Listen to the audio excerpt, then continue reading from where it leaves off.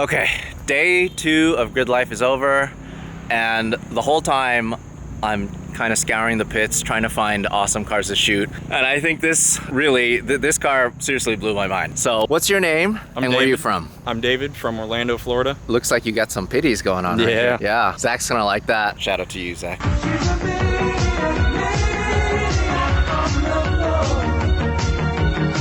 Dude, I love your car so much. Thank you. The thing is, I don't actually know what it is. What is it? It's a Ford Fairmont. Uh-huh. It's a Fox body underneath, like a mid-80s Mustang. But like, it's so unassuming. Like, why would you build something like this?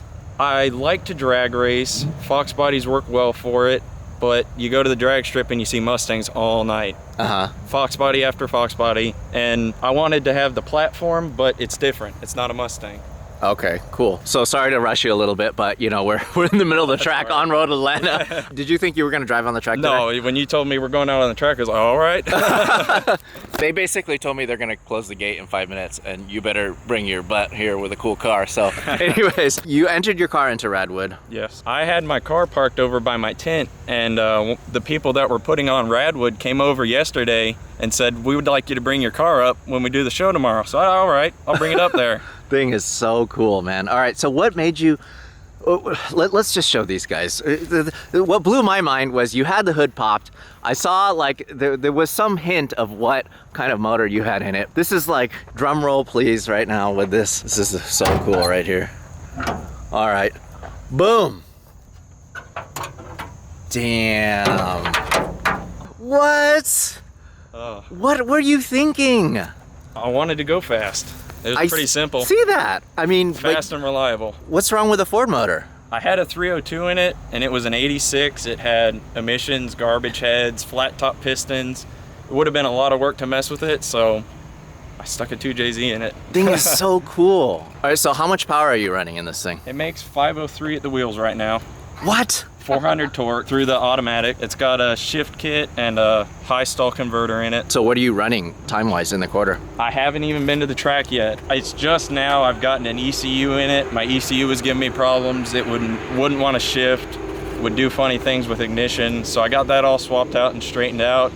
Next, it's going to be taking it to the track and see what it does. That is awesome. So you did everything by yourself at home, or My what? dad and I did it, yeah.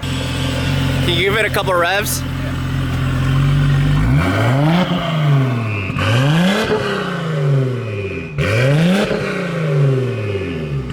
Damn, she purrs.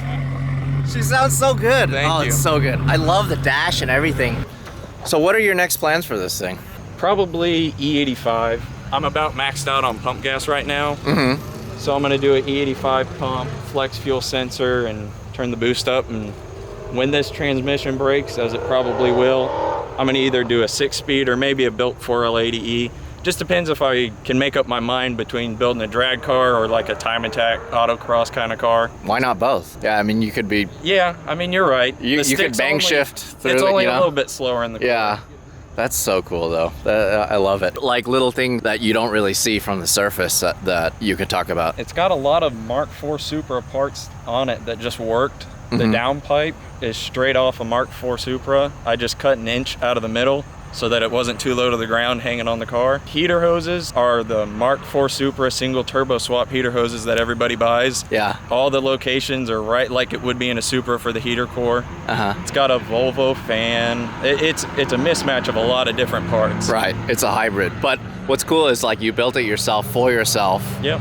It just looks so crazy sitting there. Like you would think if someone were to do a project kind of like this, they would like use a Toyota Crown or something, because those came in a wagon form like this. But it's just so cool to see such a unique swap. I appreciate it. Yeah. That was my whole goal, was just something different. So what about the interior? It's all factory. It's got some age in it. I'm gonna throw some new seats in the front here soon, but it's pretty nice otherwise.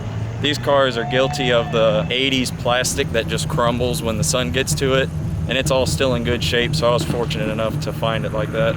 Very cool, very cool. So what about the color? Is that stock? It is the factory color, original color. I repainted it when I was working at a body shop a few years back.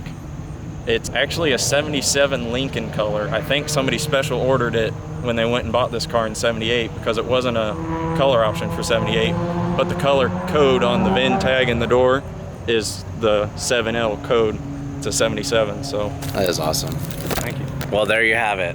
2J, perfect for everything, right? Oh, Family wagon, drag, Good track. reliable power. Yeah, perfect. Awesome. Thank you so much for showing it to us. Oh, thank you. Yeah, very cool car. Thanks.